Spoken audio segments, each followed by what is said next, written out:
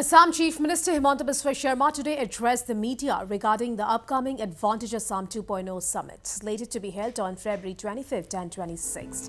Addressing the media, Chief Minister Sharma talked about the preparations and the efforts that have been undertaken to attract foreign investors in the run-up to the mega summit. While talking about the benefits that the summit will bring to Assam, Chief Minister Sharma talked of the bilateral pacts between Assam and Japan, the upcoming Galefu Mindfulness City, which will enhance ties with neighboring Bhutan and other sectors such as tea and others, which will benefit Assam's economy in the long run. Chief Minister Sharma talked about his recent visit to Japan and talked of his experience there.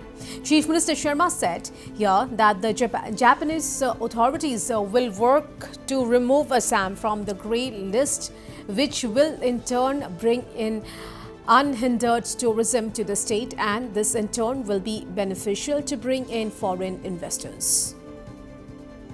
আৰু মোৰ সৌভাগ্য হৈছিল যে জাপানৰ ভ্ৰমণৰ সময়ত জাপানৰ সংসদৰ অধ্যক্ষগৰাকীয়ে নিশা আহাৰৰ বাবে মোক নিমন্ত্ৰণ কৰিছিল। কোনো ৰাজ্যৰ মুখ্যমন্ত্ৰীক সাধাৰণতে ইমান হাই লেভেল এংগেজমেণ্ট নহয়।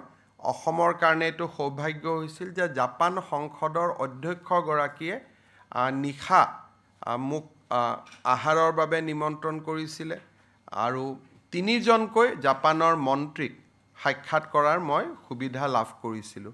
ট্ৰেড, কমাৰ্চ, ফৰেন মিনিষ্টাৰ আৰু বৈদেশিক পৰিক্ৰমা মন্ত্ৰীৰ সাক্ষাতৰ সময়ত এটা ডাঙৰ আমাৰ অসমৰ অসুবিধা আছিলে যে বিনিয়োগকাৰীসকলে যেতিয়া অসমত আহিব খোজে প্ৰথমতে তেওঁলোকে দেখা পায় যে এম্বেচিসকলে অসমক গ্ৰে কৰি থৈ দিছে যে আইন শৃংখলাৰ কাৰণে অসমত কোনো যাব নালাগে।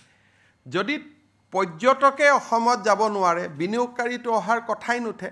আপোনালোকে যদি আজি আমেৰিকা, জাপান, অষ্ট্ৰেলিয়া, নিউজিলেণ্ড সকলোৰে যদি আপোনালোকে ৱাৰ্ণিংবিলাক চায়, অসমক তেওঁলোকে উত্তৰ পূৰ্বৰ বাকী ৰাজ্যবিলাকৰ সৈতে ক্লাব কৰি তাত পৰ্যটক যাব নালাগে বুলি ষ্টেটুটৰী ৱাৰ্ণিং দি থৈ দিছে।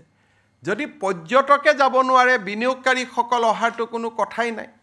চ' জাপানৰ বৈদেশিক পৰিক্ৰমা মন্ত্ৰীগৰাকীয়ে মোক আশ্বাস দিয়ে যে জাপানে খুব ক্ল'জলি অসম চৰকাৰৰ লগত কাম কৰিব যাতে ট্ৰেভেল ৱাৰ্ণিংছসমূহ উইথড্ৰ কৰিব পৰা যায়। এণ্ড ইফ ডেট হেপেন্স অসমৰ পৰ্যটন উদ্যোগটোৱে নতুন বল পাব।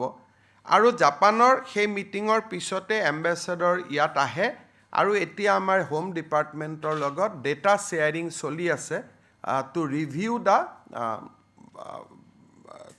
টুৰিষ্টসকলক যিটো ৱাৰ্ণিং দিয়া আছে টু উইথড্ৰয়েলৰ ফালে লৈ যোৱাৰ বাবে এডভাইজাৰী, ট্ৰেভেল এডভাইজাৰীবিলাক ৰিফৰ্ম কৰাৰ প্ৰচেষ্টা ইতিমধ্যে জাপানে আৰম্ভ কৰিছে।